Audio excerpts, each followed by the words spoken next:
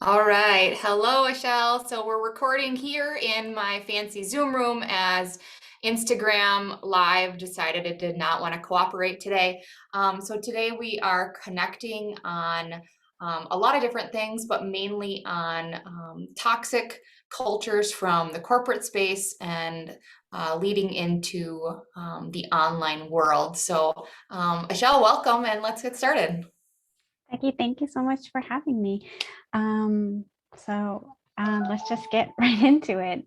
If we look at what's called the Great Resignation, it was either because mainly due to the pandemic, right? And so a lot of employees had more flexibility and they had some time to question the toxic culture that's being, or that is, or was in existence in the corporate world.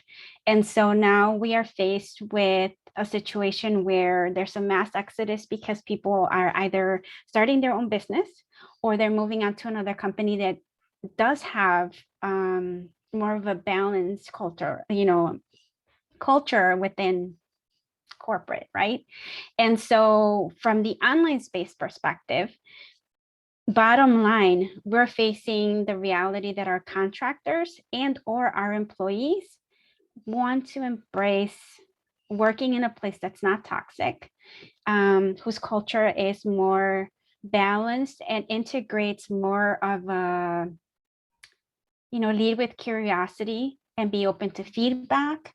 And also for leaders to realize that they're not flawless and they need to start leading that way. Because if they continue to lead in a headspace of, I'm perfect and I don't need feedback from my employees or my contractors or my stakeholders because I'm perfect, they're actually leading in a silo, which is leading to that corporate toxic culture that we want to stay away from.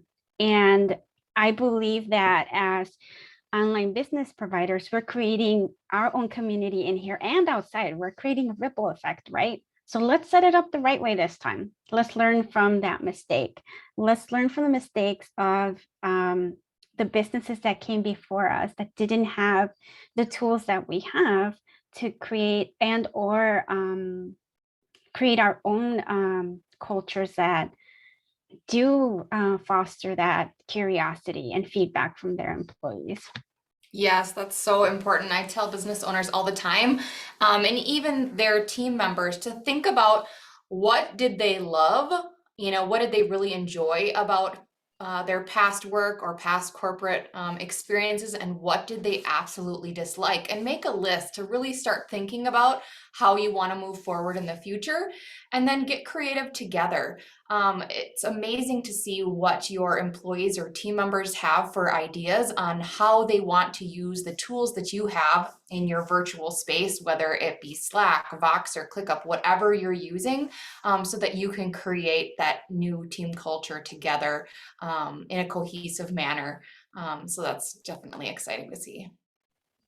Yeah, I love that. And I absolutely am 100% behind what you're doing and how you're helping the online space and other business owners. You're opening up their eye to be more not just open and open to feedback and leading with curiosity, but leading also in a more proactive way, right? And I think that leading in a proactive way is really thinking about also budgeting for that time, not just hours wise, but pay wise too.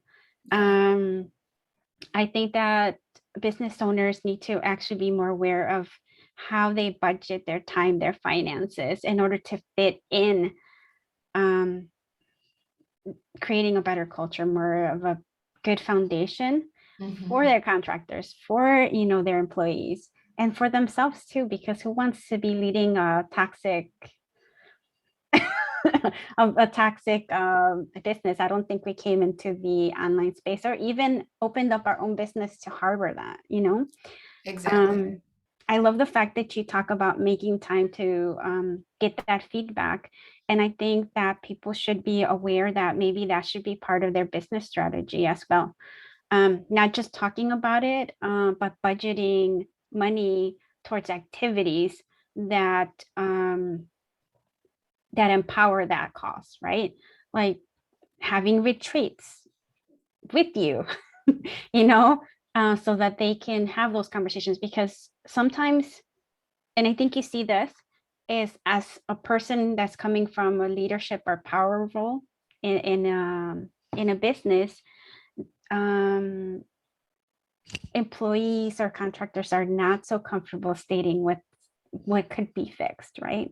Maybe because we didn't have that, or we didn't set up that line of communication with them, and now we're trying to fix that, or at least make it better. It's not about fixing, it's about making it better. And so it's so important that as business owners, we make time for it. We put money in our budget for it, and we have someone like yourself come in and either on a quarterly basis or biannual basis, have those type of meetings, have our employees and contractors talk to you, you get feedback, and it becomes less of you said, she said type of Yes. situation. Exactly. And that's the last thing that we want, is for a team member to feel like what they say is could be held against them with their teammates or the business owner. And so I really try, in some situations, some services that I have, to have pre-meetings where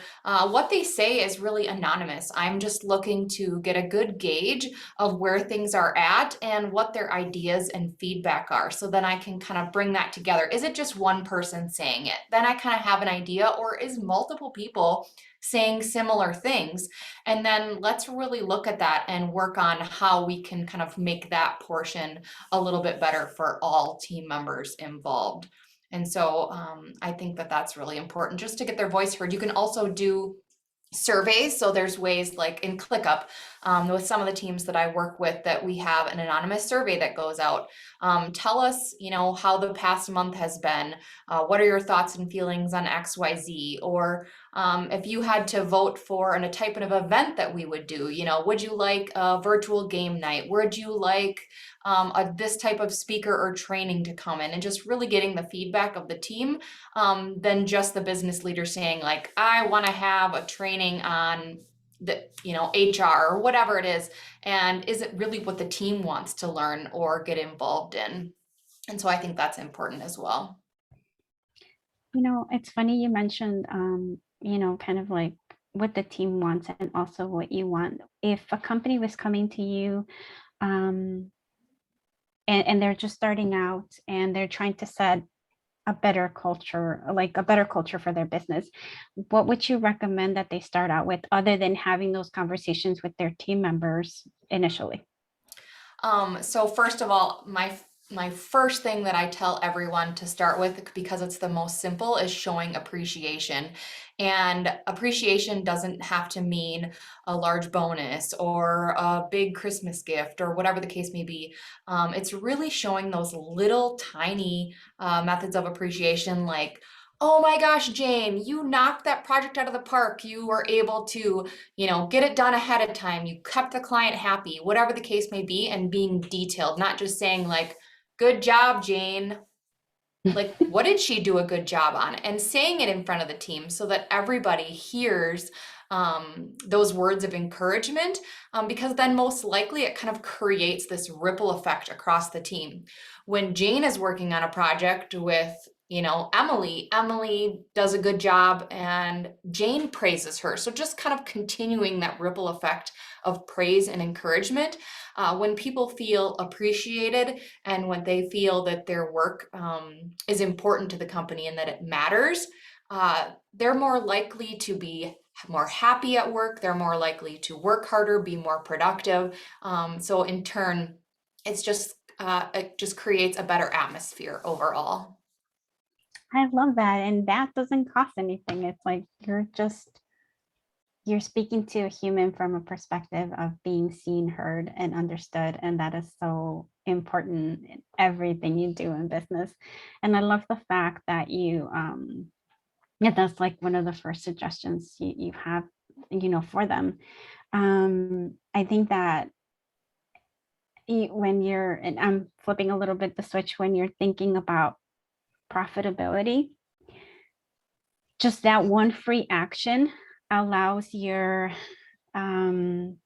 your contractors or your employees, whichever you happen to have, to truly, like, not even, well, yes, work more efficiently, but kind of, they allow you to become more profitable because they keep your customers happy as well and Mhm. satisfied. And that means return business for you. Yes.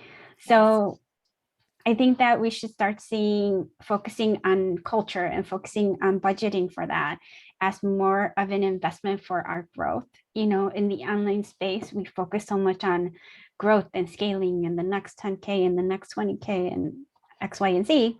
Mhm. And we forget that sometimes it's the little things that truly impact our bottom line. And here we are trying to climb and make and focus so much on the bigger things that end up falling in through the cracks, and because there's a crack in the foundation, because we didn't focus on the little things that truly, truly do impact not just our culture, but our bottom line. Yes, 100%. And if there was, the next step to take, if they do feel like that they're working well on showing appreciation, is starting with the 3 C's, which are the 3 pillars in my mind of a positive team culture, and that is communication, collaboration, and connection. And I do remind people that it can become overwhelming to try to work on all of them at once if you're trying to like think of all the things so that you can check off all the boxes. Maybe focus on one. So, what is something that you feel like your team needs to work most on? Maybe you really struggle to collaborate during meetings, during calls, whatever the case may be. Maybe that's your focus. For the next few weeks, that's what we're going to focus on. During team meetings, we're making sure that everybody has a voice. Does everybody have a chance to speak up about the subject, get their voice across, what things could be changed, how we could be better?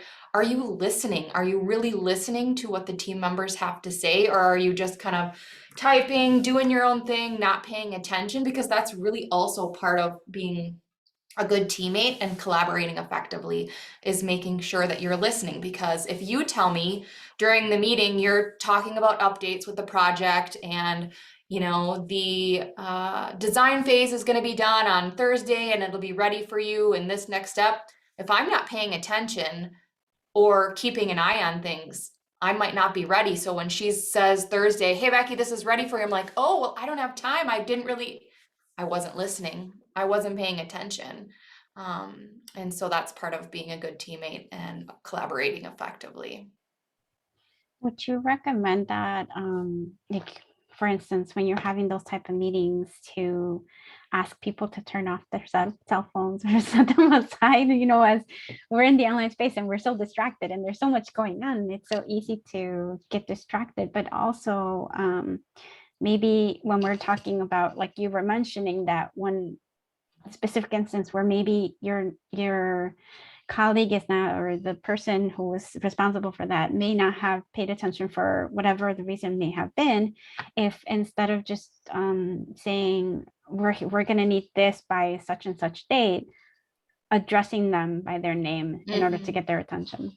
And then another good way to end a meeting is just to have a recap.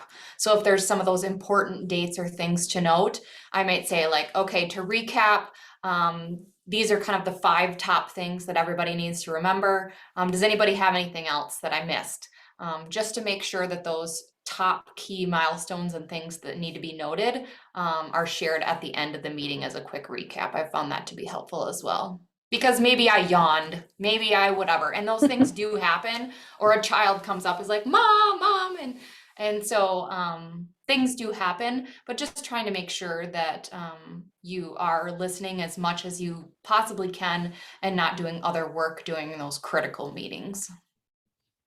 No, you're absolutely right. um Shifting gears a little bit, um like, what would you like business owners to realize when it comes to budgeting for services, when it comes to, like, building up your culture? Yeah, I think it's just really important. So when you have, like I said before, when you have a happy and positive team, most likely they're more productive, they feel appreciated, they're ready to jump in and tackle any project that comes their way. And so in turn, there's money there that can be lost. It could be losing team members because you have a poor team culture. People aren't connecting, collaborating, they don't feel appreciated.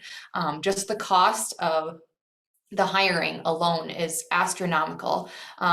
Taking the time to put out the ad, taking the time to review the ad, the job description or the resumes that come in, interviewing, training, all of that.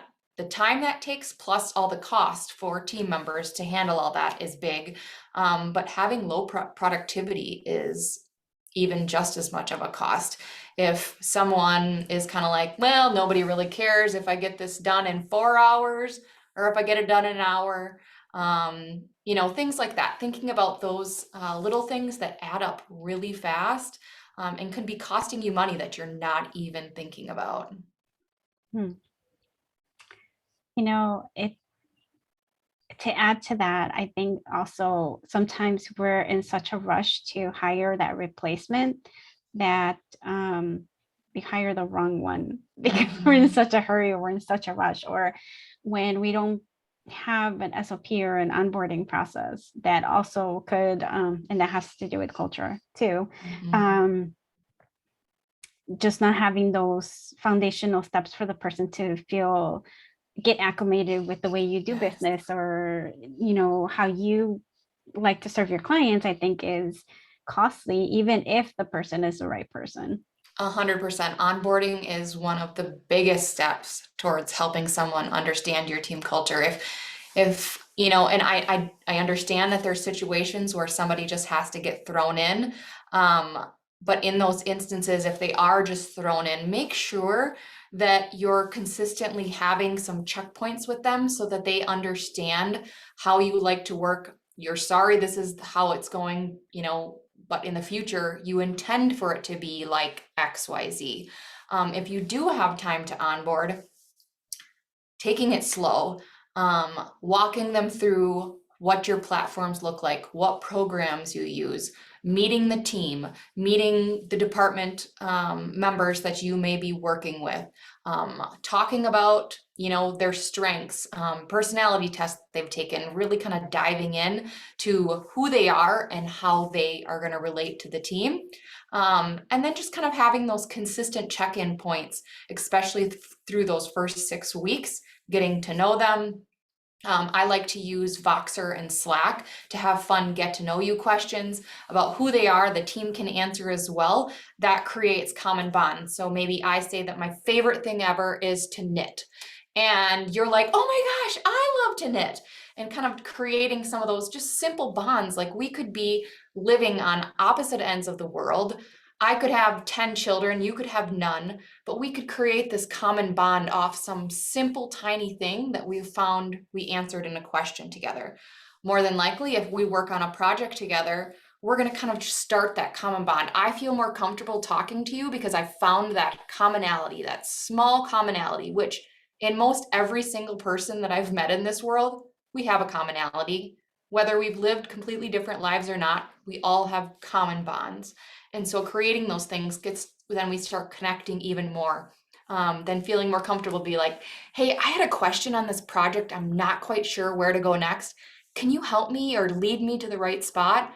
Whereas if they don't really have anybody, they just keep digging, maybe wasting time, not quite sure where to go. They don't feel comfortable because they don't know anybody on the team. Everybody's virtual, so it's not like I can come over to your desk and tap you and say like, hey, can you help me with this? So just helping people to feel connected. Are they going to be best friends with everybody on the team? Probably not.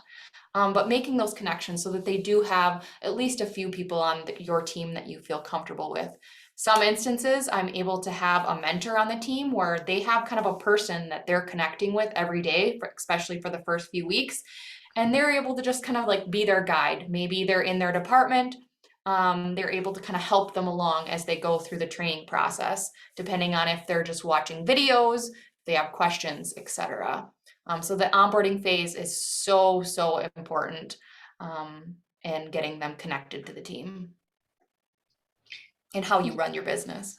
Yes, absolutely.